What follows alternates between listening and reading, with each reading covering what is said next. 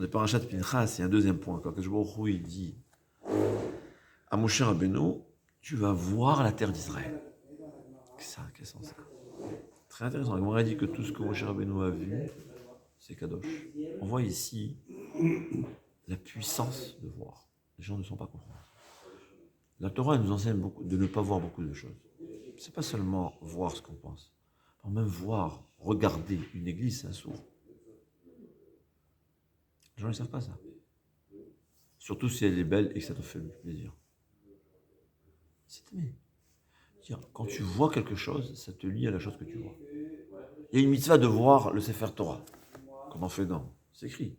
C'est que celui qui lit, qui réussit à lire, il aura une promesse qu'il aura une joie la journée. C'est écrit. Dans la journée même. Qu'est-ce que j'ai vu? Qu'est-ce que j'ai vu? Voir, ça lie une personne. Ça lie la personne à ce qu'il a vu. Lié, ouais. Ça fait quelque chose.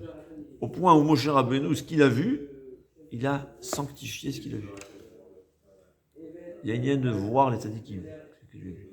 Tu vois quelque chose de ça, tu reçois un shefa.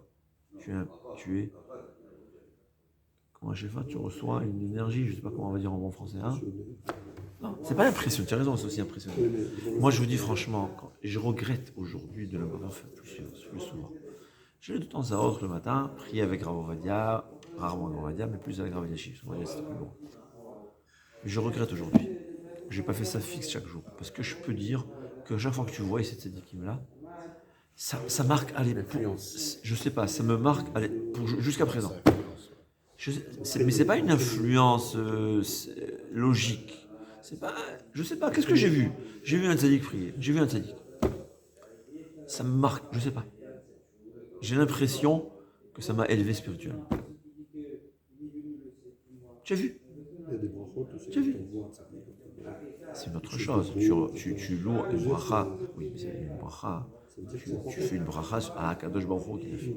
J'ai pas dit que c'est. Je parle d'un point. J'ai vu, ça m'a impressionné jusqu'à présent, je peux dire. J'ai une sensation que plus j'aurais vu, plus j'aurais été élevé. Et c'est la Gemara qui le dit, maintenant je me rappelle, je sais pas, que Rabbi, il a dit la raison pour laquelle j'ai atteint mon niveau, parce qu'une fois j'ai vu la nuque de Rabbi Meir. Rabbi Meir, il était en marloquette avec la famille royale de Rabbi. Et donc il ne s'approchait pas. Oui, c'était une grande marloquette. Ça fait drôle, hein?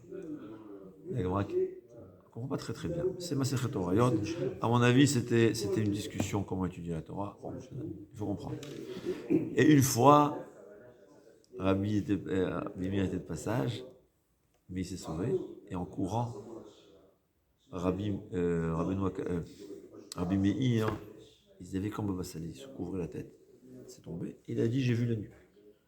Par cette sainte, ce que j'ai vu la nuque de Rabbi Meir, ça m'a aidé à m'élever spirituellement en Torah. Et si j'avais vu sa face, qu'est-ce qu'il aurait été?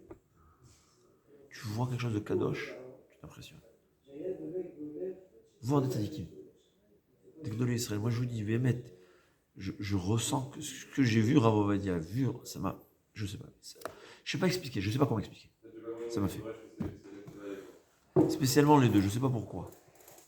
Peut-être parce que j'étais plus attentif, je priais là-bas. C'est pas quand tu t'en vas chez un tzaddik de une seconde et tu passes. C'est la différence, je crois. J'ai vu beaucoup d'autres tzaddikim, mais c'est quelques secondes tu passes. Mais là, je priais avec eux. Tu pries, tu le vois pendant 1 heure, c'est un autre monde. Et la Gemara a dit la même chose que Rabbi Yochanan, il a dit la raison pour laquelle j'ai atteint mon niveau. Écoutez bien. Parce que Rabbeinu Akadosh était couvert même ses doigts. Il est caché. Ouais. C'est la sainteté, c'est pour ça qu'une femme va se couper, se cacher. Pas parce que on est des Arabes, que quand on voit les doigts d'une femme, ça nous fait un problème comme ça. On n'est pas des Arabes. La Torah, elle n'est pas ça. Tu te couvres parce que c'est Kadosh. C'est quelque chose de saint. Rabbeinu Hakadosh, qui était Kadosh, était recouvert même ses mains. Et une fois, son manche s'est élevé, il dit, une fois, j'ai vu ses doigts. C'est l'Akdoucha. Tu vois l'Akdoucha, ça t'impressionne. Ça te marque. Tu vois un Sefer Torah. C'est bien quand je fais lire la Torah, le deuxième, je suis le premier, quand tu lis. Et après tu attends, je fais tout pour continuer à regarder le Sefer Torah. Parce que c'est écrit. C'est la Gdoucha. Je crois Kadosh. Voir un tzaddik le maximum possible. Ça fait beaucoup. Ça impressionne. Et voilà, ça. Et l'inverse aussi. Sali, je ne sais pas ce que ça fait. Parce que on voit, les yeux, c'est un pouvoir. Le Ainara, c'est l'œil. Alors c'est vrai que c'est ce qu'on va expliquer, c'est quand quelqu'un il maudit, mais il voit, il a besoin de voir. Tu vois, ça impressionne. Et il y a une tova. L'inverse aussi, il faut savoir. Pas seulement Ainara. Il faut être bon. Quelqu'un qui est bon, il voit, il fait une bracha, ça fait une bracha. Il a vu, ça fait une bracha.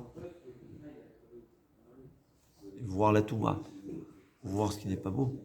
C'est pas seulement, même si ça ne lui fait rien, le fait même de voir, ça l'attache à cette touma. Surtout que le manque de tsniout, c'est écrit que les mazikim, les forces du mal, ils s'accrochent à ces restes de sainteté qu'il y a dans le corps d'une femme. Surtout dans les endroits, c'est les endroits plutôt que la Torah l'oblige de couvrir. C'est le Zohar HaKadosh. Ça nous attache, c'est voir. D'ailleurs, c'est écrit aussi que c'est pour ça que Yitzhak Avinu, il avait besoin qu'on le nourrisse avant de faire la bracha. Ouais. C'est écrit, amène-moi à manger pour que je fasse la bracha. Ou bien, Yaakov Avinu, puisqu'il n'est pas vu, il dit, je veux les toucher, les prendre dans mes bras. Parce que si il était voyant, il n'aurait pas eu besoin de ça. Tu vois quelqu'un pour la bracha, tu n'as plus besoin qu'il te donne à manger, tu as besoin d'un lien, de t'attacher à ce que tu veux voir, faire la bracha. Quand tu le vois, tu peux faire la bracha. Sinon, il faudra, comme Yaakov Avinu, prendre les petits-enfants sur ses genoux. Sinon, il faudra, comme Yitzhak Avinu, il m'a préparé un repas, c'est ce qui va me lier à la chose. Mais quand on voit, voir, ça impressionne et ça te fait impressionner. C'est comme ça. C'est mashpia, ta mouche pas. C'est pour ça qu'il faut faire attention. Personnellement, moi, je fais attention de ne pas regarder. C'est intéressant à Toulouse. Je crois qu'il y a beaucoup plus d'églises ou de petites églises qu'à Paris. Hein? Ouais, non, c'est incroyable le nombre. Il y en a partout, mais je pense qu'à Paris, il y en a un petit peu plus. Non, mais je parle des petits trucs. Tu vois, il y a ici. Il y en a une au bas. Il faut savoir, c'est une halakha. Il y a deux, à droite à l'avant et ici. À droite et à gauche. Exact. Moi, d'abord, c'est une halakha qu'on n'a pas le droit de passer 2 mètres. Moi, je passe pas sur le trottoir. Il faut contourner le trottoir. Les gens, il ne faut pas 4 amotes de bêta vodazara. Ouais. Parce que c'est tamé. Mais il ne faut pas regarder aussi. Moi, ils avaient des passages piétons avant et après. Ouais, Michamaï, c'est ce que j'ai fait. Là-bas aussi, moi, je fais attention de ne pas passer. C'est tamé. C'est possible qu'il y ait une raison aussi, que surtout quand dans le temps où on était tenté par la vodazara, il y a un risque. Mais c'est pas avec ça. C'est tamé. Et ne pas regarder, c'est tamé. Tu regardes du tamé, ça devient tamé. À part le fait qu'on n'a pas le droit de rentrer à l'intérieur, ça il faut savoir. Rentrer à l'intérieur, c'est grave. Vraiment, dans un cas très exceptionnel, on permet.